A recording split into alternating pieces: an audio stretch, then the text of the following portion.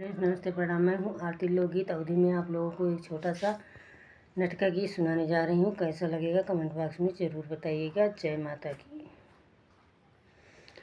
4 दिन खातिर बन जाता सोनार मोर बाला मुआ, 4 दिन खातिर बन जाता सरकार मोर बाला मुआ, 4 दिन खातिर बन जाता सरकार मोर बाला मुआ।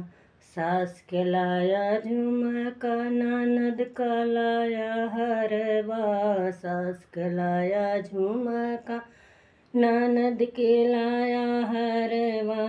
हमरी खातिर रउआ दार झूलनी राजऊ, हमरा खातिर झूलनी रउआ दार मोर बाला मुआ। 4 दिन खातिर बन जाता सरकार मोर बाला मुआ, 4 दिन खातिर बन जाता सरकार मोर बाला मुआ। सास के दिहा रुपया ननद का दिहा पैसा, सास के दिहा रुपया ननद का दिहा पैसा।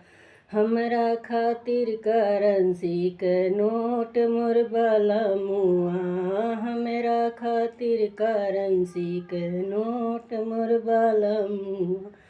4 दिन खातिर बन जाता सरकार मोर बाला मुआ, 4 दिन खातिर बन जाता सरकार मोर बाला मुआ। सास के दिहा रुपया ननद का दिहा पैसा, सास के दिहा रुपया ननद का दिहा पैसा।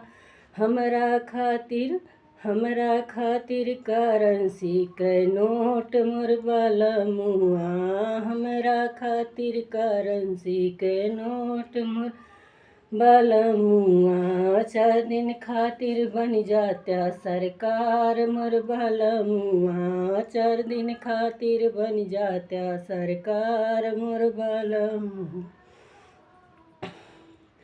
सास के बनया महला ननद का दुई महला, सास के बनया महला ननद का दुई महला।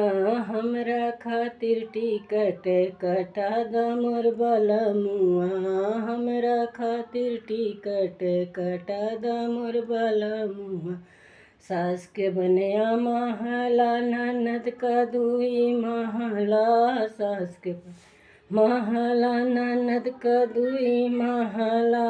हमरा खातिर टिकट निकारा मोर बाला मुआ, हमरा खातिर टिकट निकारा मोर बाला मुआ। 4 दिन खातिर बन जाता सरकार मोर बाला मुआ।